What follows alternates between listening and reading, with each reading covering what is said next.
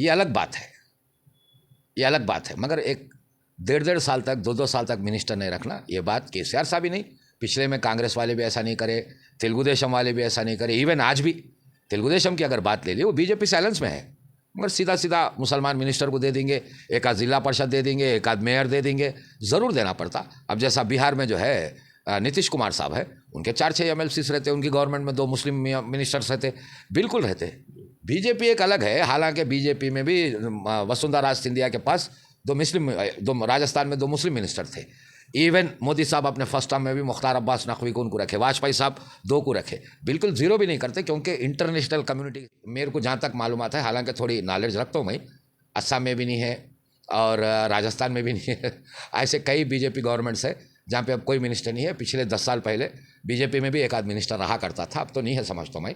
अब central government में ही है तो सबको दिख के आ जा रहा, और स्टेट गवर्नमेंट, मगर ये बात वो अलग है, वो पार्टी अलग है। वो जो है मुस्लिम पोलराइजेशन कुछ वोट बैंक बनाई, मुस्लिम इंटॉलरेंस कुछ वो लोग वोट बैंक बना लिए, डेवलपमेंट एजेंडा नहीं बल्कि ये एजेंडा बना लिए, उनकी बात अलग है। रेवंत रेड्डी साहब की बात अलग है। बिल्कुल, इन्होंने हर 6 वोट में एक मुस्लिम वोट लिए, बिल्कुल, हर 7 वोट में एक दलित वोट लिए, हर 8 वोट में एक ST वोट लिए। ऐसा का तीनों सोचना चाहिए। बीजेपी का हाल वो नहीं है। बीजेपी जो है पोलराइज करके कुछ लोगों के वोट ले रही, वो अलग बात है, वो भी ऐसा नहीं कर सकती, मगर फिर भी इन्होंने ये हरकत करना बहुत गंदी बात है, बहुत गलत बात है। और सियासी कभी इनका या ये नहीं रहेंगे या इनकी कांग्रेस पार्टी, ये अगर कोई दूसरे पार्टी में जंप भी कर दिया तो इनकी कांग्रेस पार्टी के लिए खतरा होगा। आज जो तो कांग्रेस का हाईकमांड सोचना, और भी जो उसमें कुछ ऐसे लीडर्स होते जो किसी कीमत पे पार्टी नहीं छोड़ते, वैसे हमारे TRS में भी रहते और कांग्रेस में भी रहते, कुछ तो हमेशा दीवारों पे रहते। तो कांग्रेस के भी ऐसे का वो लोग सोच लेना चाहिए, ऐसा करने से हमारे को आगे क्या होता। तो पॉलिसीज़ बनते वक्त एहतियात करना। तो रेवंत रेड्डी साहब आज कहाँ हैं कल क्या रहते वो पता नहीं है हमारे को भी। उनकी उनकी पॉलिटिकल वो भी ऐसी चाहिए कि पार्टियां जो है कभी बदलते बदलते आए, तो कल कहाँ रहते नहीं मालूम, मगर कांग्रेस के नाम से वो स्टेटमेंट अच्छा नहीं है, दोनों के लिए भी अच्छा। देखिए खैर, हम लोग ऐसे कोई भी मुतालबा नहीं रखे, हमारा हाईकमांड है, मीटिंग तो ज़रूर होती, मगर अक्सर क्या होता, हमारी जो सीट खाली हुई वो जो है हमारे MLA साहब के इंतकाल की वजह से हुई। अक्सर क्या होता है, एक ट्रेंड है तेलंगाना में और जनरल पॉलिटिक्स में, और इसमें ज़रा तेलंगाना आंध्रा में ट्रेंड ज़्यादा है। किसी सिटिंग MLA का इंतकाल हो गया तो उसके बच्चों को या उसकी बीवी को टिकट दे देते, ये एक ट्रेंड है हमारे पास। जैसा आज जो माधव रेड्डी साहब का इंतकाल हुआ तो उनके अहलिया को भुवनगिर में दिए, सबिता इंदिरा रेड्डी साहब का इंतकाल हुआ तो सबिता मैडम को दिए। ऐसी जो है कई मिसालें हमारे पास है। तो एक और पार्टियां भी ऐसी करते, वो कांग्रेस बोल के TRS नहीं, कांग्रेस भी ऐसी करी, तेलुगु देशम भी ऐसी करी, और हमारे पास इसके ऊपर ज़्यादा बात नहीं हुई और सिंपत्ति भी रहती। तो हमारे पास बात तो नहीं हुई। मैं नहीं समझ रहा हूँ कि हम लोग मुस्लिम को देंगे, अलबत्ता उसी फैमिली को देने के ज़्यादा चांसेस है। अगर कुछ बदलाव आ रहा, कुछ हो रहा, इसके मीटिंग्स होते, हम हमारी बात जहाँ तक पहुँचा सकते पहुँचाएंगे ज़रूरी। अस्सलामुअलैकुम नाज़रीन, मैं सुभान सिद्दीकी चैनल से आज मैं फिर एक मरतबा BRS के खतावर नेता लीडर जनाब अनीस मुक्तदी साहब के पास हाज़िर हुआ हूँ। चूँकि तेलंगाना में बाई इलेक्शन होने वाले हैं जुबली हिल्स के, चूँकि आप गुज़िश्ता GHMC इलेक्शन में यूसुफगुड़े के इंचार्ज रह चुके हैं और वहाँ पे आपकी कारकर्दगी कोई मोहताज तारुफ नहीं है। इसी सिलसिले में बात करने के लिए आज हम अनीस मुक्तदी साहब के पास हाज़िर हुए हैं। चूँकि तेलंगाना की गवर्नमेंट बनकर, कांग्रेस गवर्नमेंट बनकर तकरीबन 2 साल होने को आ रहे हैं, लेकिन यहाँ पर कोई मुस्लिम नुमाइंदगी ना असम्बली में है, ना कौंसल में है, ना कैबिनेट में है। और CM साहब ने अपनी एक तकरीर में कहा है कि मैं मुसलमानों से नाराज़ हूँ चूँकि उन्होंने एक भी कैंडिडेट को नहीं जीता। अनीस भाई, सबसे पहला सवाल जुबली हिल्स से मुतालिक है, जहाँ पर बाई इलेक्शन होने वाला है, जहाँ पर मुस्लिम जो तंजीमें हैं वो मुसलसिल हुकूमत तेलंगाना और रेवंत रेड्डी से मुतालबा कर रही है कि मुसलमान उम्मीदवार को टिकट दीजिए, हम उनको जिताएंगे। आप इसको कैसा देखते हैं? यहाँ आपके 2-3 सवाल अलग अलग हो गए जी। एक तो सिद्दीक साहब, देखिए पहली बात यह है, जैसे हम हैं, हमारी एक पार्टी है जी, तो हम तो हमारी पार्टी के लिए काम करेंगे। बिल्कुल। साथ में अगर एक टिकट के बारे में सोचे, कॉन्स्टिट्यूंसी के बारे में सोचे, जो हमारी हाईकमांड बोलेंगे वही काम करेंगे। मगर ओवरऑल में मुस्लिम रिप्रेजेंटेशन कितना हो रहा है ये भी ज़रूर देखेंगे, बिल्कुल। ये भी ज़रूर देखेंगे। समझिए थोड़ी देर के लिए, वैसे तो आपका सवाल ये कांग्रेस वालों से करने का हमारे से कर रहे हैं आप, तो हम अगर समझिए थोड़ी देर के लिए, अगर हम मुसलमान को नहीं दिए भी तो हम उसके लिए काम करेंगे, मगर इसका कोई मतलब ये नहीं है मुस्लिम रिप्रेजेंटेशन डैमेज होने पे हम भी खामोश नहीं बैठेंगे, इवन हमारी पार्टी में भी। तो यहाँ पे रिप्रेजेंटेशन देख लेना। अब रही बात कांग्रेस का, आप सवाल करें और कुछ मुस्लिम तंजीमों के बारे में आप बोल रहे हैं, तंजीमों की अपनी मर्ज़ी, साहब उनको जो अच्छा दिखा उसको तायद कर सकते, इसमें हम भी एतराज़ नहीं करेंगे। और अगर तंजीमा ये बोले कि भाई मुस्लिम टिकट दो बोल के अगर कांग्रेस को पूछे तो अच्छी बात है, हम जो है मना नहीं करेंगे, क्योंकि तंजीम को चाहिए, सियासी आदमी को तो सियासी काम करना पड़ता, जो मैं आपको खुला बता दिया।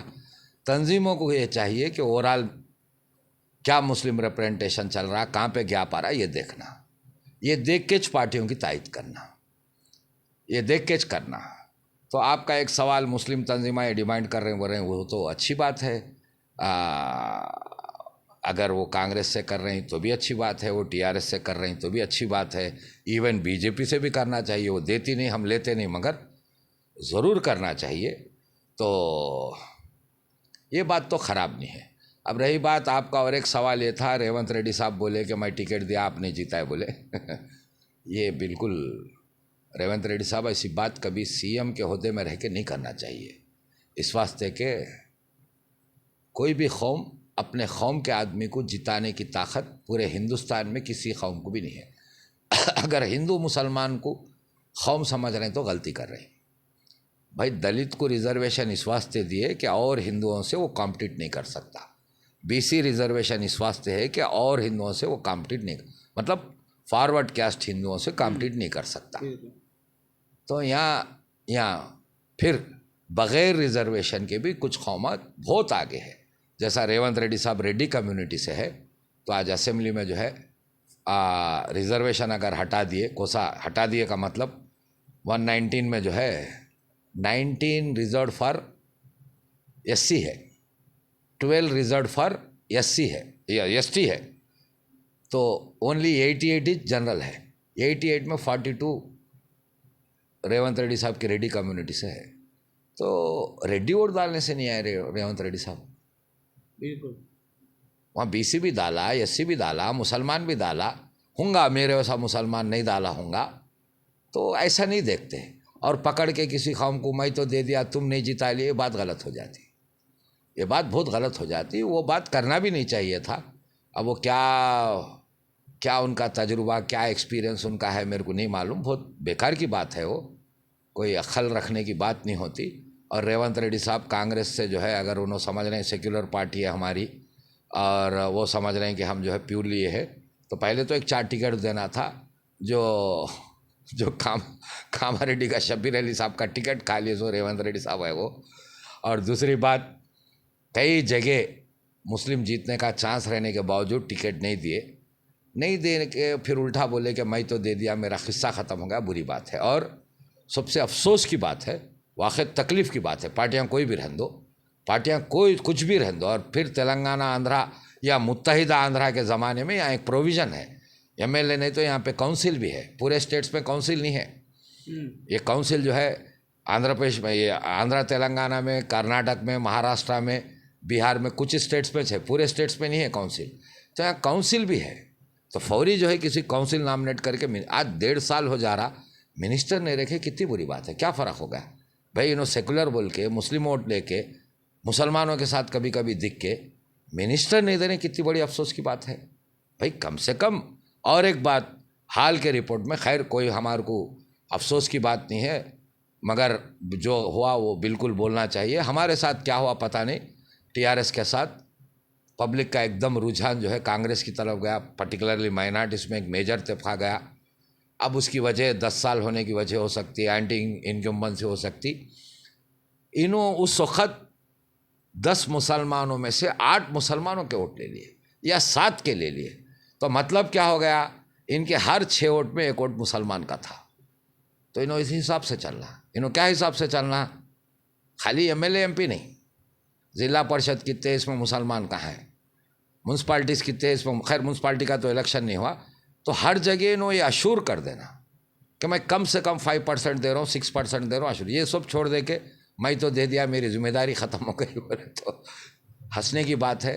ना तो तजुर्बा है या नहीं तो अंदर से कुछ अंदर से उनकी चड्डी गड़बड़ की रहती, जो है बोलते भी कि उन्होंने बचपना उनका आरएसएस से आए, एबीवीपी से आए बोल के बोलते। हो सकता वो जहनीत नहीं गई होंगी जिसमें उन्होंने वो बात कर दिए, समझ रहा हूँ, और वो बात अच्छी नहीं होती। और कांग्रेस के दूसरे लीडर्स भी इसकी मजम्मत करना, मैं समझता हूँ आखिर जो सेकुलर जहन रखता वो बात को कोई भी पसंद नहीं करते।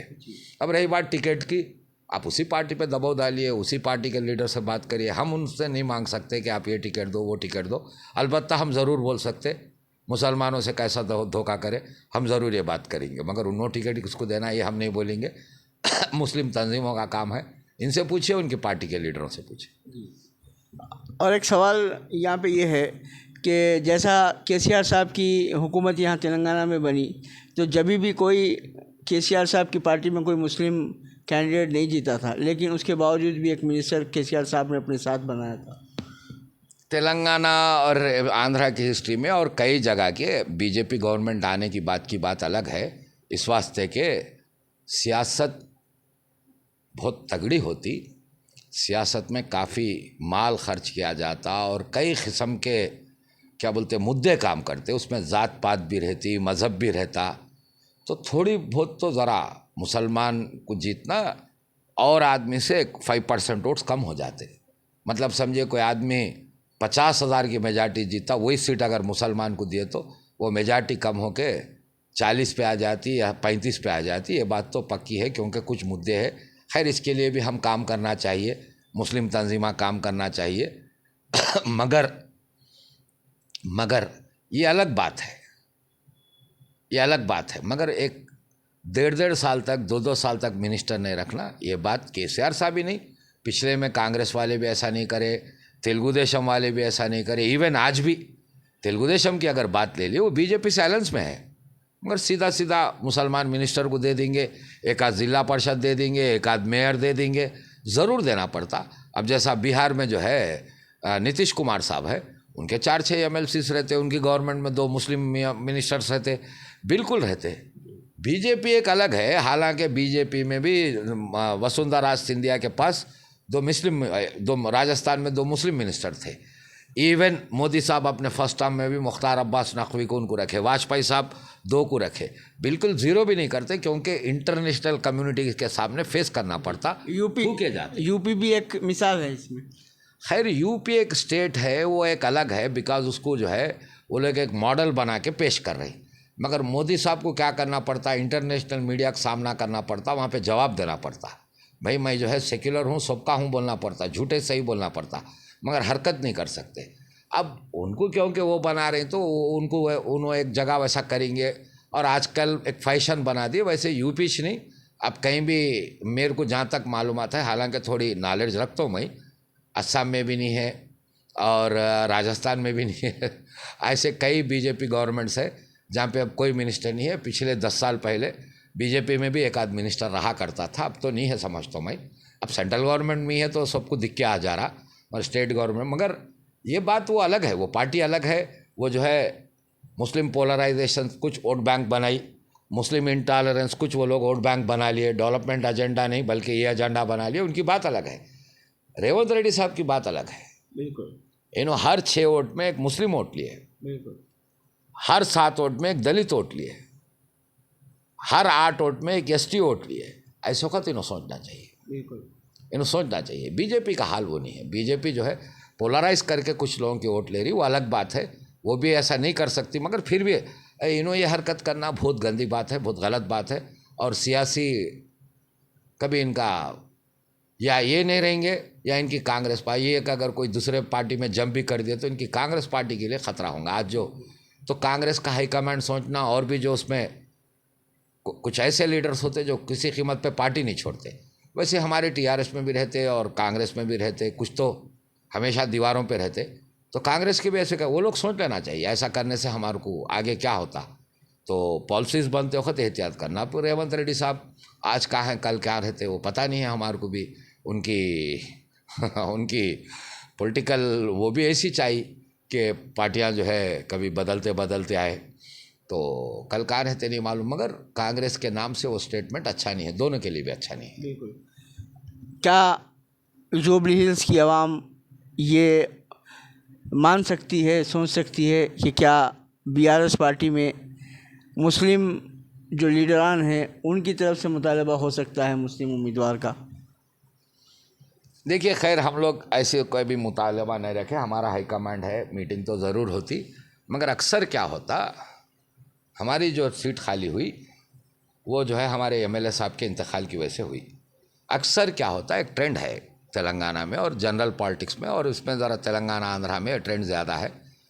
किसी सिटिंग एमएलए का इंतकाल हो गया तो उसके बच्चों को या उसकी बीवी को टिकट दे देते, ये एक ट्रेंड है हमारे पास। जैसा आज जो माधव रेड्डी साहब का इंतकाल हुआ तो उनकी अहलिया को भुवनगिर में दिए, सबिता इंदिरा रेड्डी साहब का इंतकाल हुआ तो सबिता मैडम को दिए। ऐसी जो है कई मिसालें हमारे पास है। तो एक और पार्टियां भी ऐसी करते, वो कांग्रेस बोल के टीआरएस नहीं, कांग्रेस भी ऐसी करी, तेलुगु देशम भी ऐसी करी, और हमारे पास इसके ऊपर ज़्यादा बात नहीं हुई और सिंपैथी भी रहती, तो हमारे पास बात तो नहीं हुई। मैं नहीं समझ रहा हूँ कि हम लोग मुस्लिम को देंगे, अलबत्ता उसी फैमिली को देने के ज़्यादा चांसेस है। अगर कुछ बदलाव आ रहा, कुछ हो रहा, इसके मीटिंग्स होते, हम हमारी बात जहाँ तक पहुँचा सकते पहुँचाएंगे ज़रूर इंशाल्लाह। तो जुबली हिल्स बाई इलेक्शन पर एक अहम गुफ्तगू थी और आपने रेवंत रेड्डी को भी अपनी बात से झिंझोड़ा है। नाज़रीन, हमारा ये प्रोग्राम कैसा लगा आप कमेंट बॉक्स के ज़रिए, कमेंट्स के ज़रिए हमें ज़रूर बताइए। अस्सलामु अलैकुम वरहमतुल्लाहि वबरकातुहू।